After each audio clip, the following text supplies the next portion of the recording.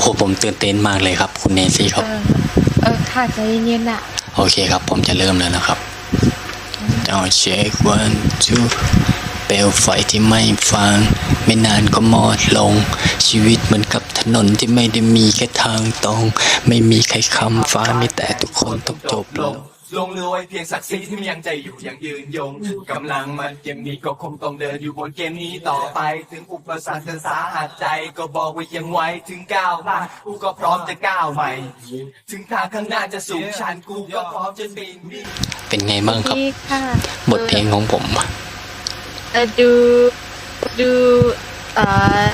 เรียกว่าอะไรบอกตัวตนดีค่ะใช่เลิศไปเลยล่ะ